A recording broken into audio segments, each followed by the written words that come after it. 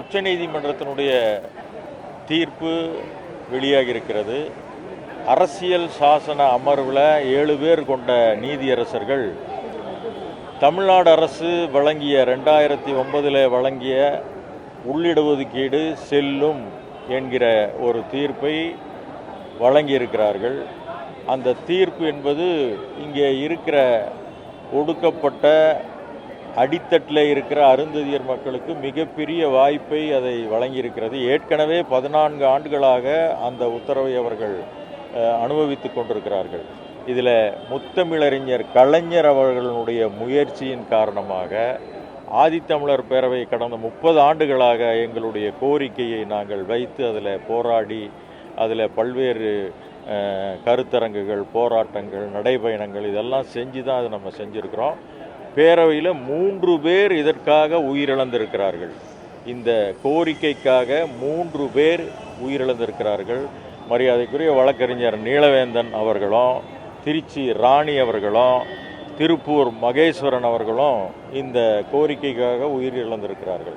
அப்படிப்பட்ட இந்த கோரிக்கை இன்றைக்கு வெற்றி பெற்று முழுமையாக ஒரு பாதுகாப்பு உணர்வை இந்த மக்கள் மத்தியில் ஏற்படுத்தி இருக்கிறது. இது கடந்த காலத்தில் 2008 வரைக்கும் அருந்ததியர்கள் மத்தியில் இருந்த அந்த மருத்துவர்களுடைய எண்ணிக்கையை நீங்கள் பார்த்தீங்கன்னா மொத்தமாக ஒரு 10-20 பேர் அந்த மாதிரி தான் வந்துக்கிட்டு இருந்தாங்க.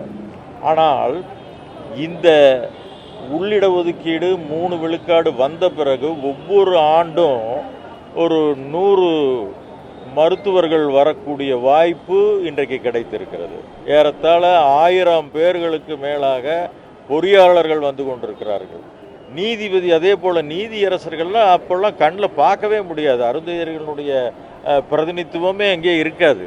ஆனால் இந்த உள்ளிடஒதுக்கீடு வந்த பிறகு பலர் இன்றைக்கு நீதிபதிகளாக அங்கே அமர்ந்திருக்கிறார்கள். அது மட்டுமல்ல, காவலர்கள், ஆசிரியர்கள், பிஏஓக்கள், இந்த மாதிரி கொஞ்சம் முக்கியமான பதவிகளில் நிறைய பேர் அந்த உள்ளிடஒதுக்கீட்டின் காரணமாக வந்திருக்கிறார்கள். கடந்த காலத்தில் 18% இருந்தபோது இந்த வாய்ப்புகள் கிடைக்கவில்லை, அல்லது விழிப்புணர்வு இல்லாத காரணமாக இருந்தாலும் சரி, அந்த வாய்ப்பு மறுக்கப்பட்ட ஒரு சூழலாக கூட அன்றைக்கு இருந்திருக்கிறது. ஆக இந்த தீர்ப்பின் அடிப்படையில் இன்றைக்கு ஒரு மிகப்பெரிய வாய்ப்பு அருந்ததியர் மக்களுக்கு கிடைத்திருக்கிறது. எங்களுடைய மக்கள் எண்ணிக்கைக்கு இது 2001 மக்கள் தொகை அடிப்படையில் கொடுக்கப்பட்டது 3 விழுக்காடு இடஒதுக்கீடு. இன்றைக்கு 2011 முடிஞ்சு 2021 வந்திருக்கிறது. இந்த 21 இன்னும் மக்கள் தொகை கணக்கெடுப்பு நடத்தப்படவில்லை. அந்த மக்கள் தொகை கணக்கெடுப்பு நடத்தி அதற்கேற்றவாறு மீண்டும் இதை ரிவைஸ் மாற்றி இன்னும் கூடுதலாக இந்த 3 விழுக்காட்டை 6 விழுக்காடாக மாற்றி தர வேண்டிய ஒரு அவசியம் இருக்கிறது.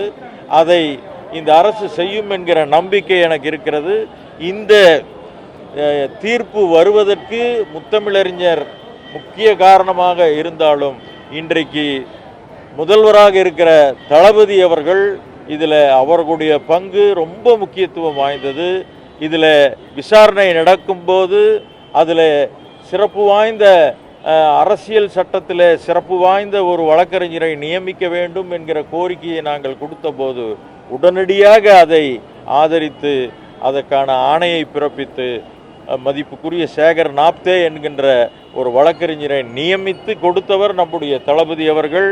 அவருடைய வாதம் அங்கே மிகச்சிறப்பாக இருந்தது. அதன் அடிப்படையிலே தான் இதெல்லாம் இன்றைக்கு கிடைத்திருக்கிறது. ஆக தமிழக முதல்வர் அவர்களுக்கு ஆதித்தமிழர் பேரவையின் சார்பிலும் அருந்ததியர்கள் சார்பிலும் நெஞ்சம் நிறைந்த நன்றியை நாங்கள் தெரிவித்துக் கொள்ள விரும்புகிறோம்.